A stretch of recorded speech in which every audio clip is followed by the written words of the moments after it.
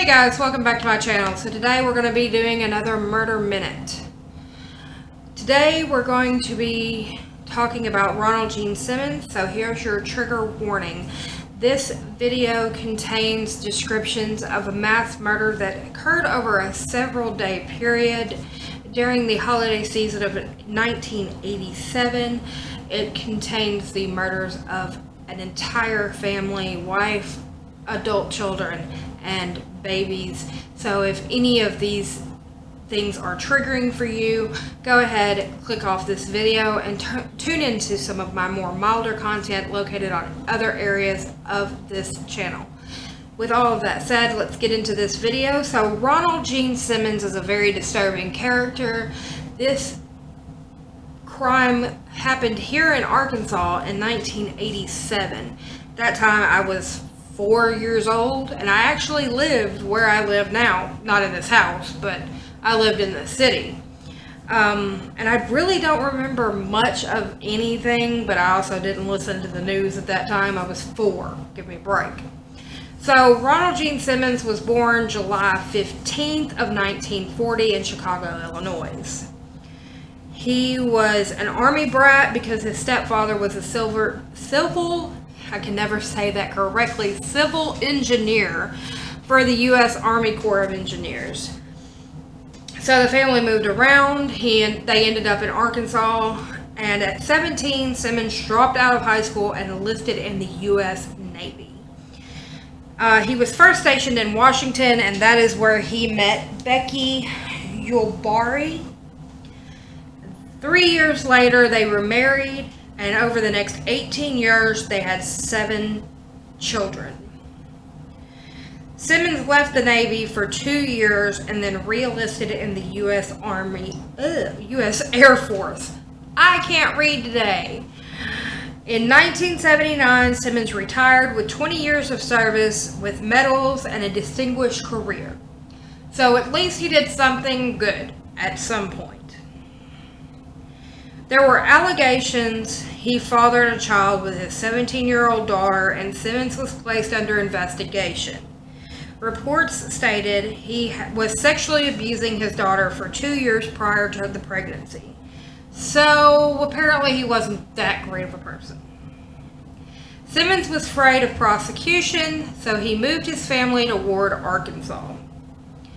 He created 2 makeshift trailer homes to accommodate his large family. Simmons was becoming an increasing alcoholic, which made steady income difficult. Inappropriate sexual advances ended his professional career. So apparently he had a problem with keeping his hands and his mouth to himself. Becky, his wife, hated Simmons.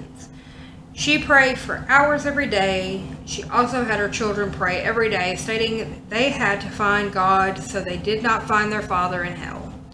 So apparently these 18 years of wedded bliss were not that great. December 1987, Becky decided to leave with the kids and the grandkids and keep them far away from Simmons. Simmons discovered what Becky was planning, and Simmons decided to kill the entire family. And Simmons was serious. December 22nd, 1987. This started what would become one of the most heinous crimes to happen in Arkansas for a while. Simmons went on a rampage that resulted in America's largest family mass murder. Simmons began by shooting Becky and Gene, his eldest son, in the head. Shortly after, Simmons strangled his 3-year-old granddaughter, Barbara, to death. So he shoots Becky, he shoots Gene, and then 3-year-old he strangled to death. Simmons then dumped these 3 bodies into a cesspit he had made his children dig a few weeks before. So he kills these 3 and then just throws them away like they're garbage in a cesspit. Simmons then drank a beer while watching the Christmas lights on the trailer. Next to die was Simmons' 17-year-old daughter, Loretta, who was drowned in a rain barrel. 3 more children were killed in the same manner. Now, let me go into a little bit more detail about these 4 deaths. These 4 children came home. He told them that he had a present for them out back, but they'd have to go one at a time. Loretta went first. These other 3 were waiting inside the trailer thinking they were going to get something special. No, what waited for them was death. And they each got it while they think they were getting something special. So Loretta went first. She gets drowned. The next one comes around. It gets drowned. The next one comes around. It gets drowned. The next one comes around. It gets drowned. 4 days passed. So all this happens on the 22nd. He kills 4 kids, his eldest son, so that's 5 kids, his wife, and a granddaughter. He kills 7 of his family members in one day. He waits 4 days. So that's December 26th of 1987. More of his family's coming home for the holidays. The first to arrive was Billy and his wife, Renetta. Simmons shot them as they entered the home. Their 20-month-old son, Trey, was strangled to death. So that's 3 more. So now his total is up to 10. Then Sheila, the daughter that Simmons had impregnated, and her husband were shot and killed. Their 2 children, the one that Simmons had fathered, and the one that she had with her husband, Simmons strangled to death. So now he's up to 14. Simmons laid all the newer bodies in the lounge of the trailer. Then he left to go to the bar and drink. When he returned home, he acted as if there was nothing wrong. He went to the bar, he had a couple of beers, came back home. He's watching TV and drinking beer like everything's cool. 2 more days pass. December 28th, 1987. Simmons left his home. All these bodies are still there. And started another spree. He went to the local law office where he killed a receptionist by the name of Kathy Kendrick. So now he's up to 15. Simmons had fallen in love with Kathy, but she had rebuked all of his advances. J.D. Chaffin had no connection to Simmons, gets shot. Now he's up to 16. He goes to a local business. Simmons shot and wounded 3 more people. So he didn't kill anybody, but he shot and wounded 3 more people. He ends up at Woodline Motor Freight Company, where he had been accused of inappropriate sexual conduct. He entered and shot and severely wounded a woman. Then he calmly chatted with the secretary while he waited for police. Simmons surrendered without any resistance at this point. He ought to after killing 16 people. Simmons was charged and convicted of 16 counts of murder. I wonder why. Simmons refused to appeal his death sentence, infamously saying, "To those who oppose the death penalty, in my particular case, anything short of death would be cruel and unusual punishment." Simmons offered no explanation for his murder spree, nor displayed any remorse, because he's a heartless bastard.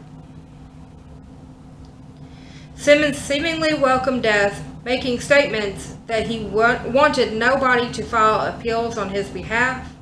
Simmons even stated it was further respectfully requested that this sentence be carried out expeditiously. Simmons was in prison for 3 years, and while he was in prison, he had to be kept in protected custody, because even on death row, the death row inmates wanted to kill him. Not only for the murders that he had committed, but because he was making such a mockery of the appeals process that you go through on death row. See, when you get a death sentence, you have an automatic appeal. He denied that. And he denied anybody filing an appeal on his behalf because he said it was just ridiculous to do so. So he was making such a mockery of the death penalty and the death penalty process that it made the death row inmates angry. So not only did you commit such a heinous crime that, you know, by prison code standards, they want to kill you because you killed women and children in heinous ways. But then you also make a mockery of the death penalty process. So now you're also making a mockery of things that they are going through at this time, that they want to kill you even faster. So he had to be put in solitary confinement for his own safety. May 31st, 1990. So at that point, I was 7. Arkansas Governor Bill Clinton signed the executioner warrant for Simmons. And Simmons died by lethal injection. And none of the surviving members of his family would claim his body. So Simmons ended up in a potter's field somewhere in Arkansas because nobody in his family wanted him. And can you blame them? After what he did to his own family, I don't blame them.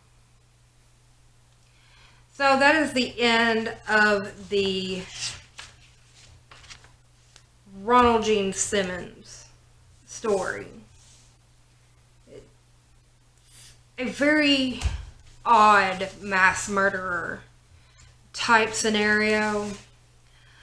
But let me know what you think of this story and his inability to see why people were so angry with him. Give this video a thumbs up. Subscribe if you haven't. Ring that bell so that you know when I upload. I'm uploading 6 days a week before 4 p.m. Central Standard Time. And leave a comment down below. Also, if you want one of your stories to be videoed for all to see, you can find me on Facebook, Instagram, Twitter. I'm also my email are all linked down in the description box. And if you are the one that sends me a story that I film, I will shout you out in that video so that everybody knows that you are the one behind the investigative work of that video. Anyway, guys, that's going to do it for this one, and I will see you on the next one. Bye for now.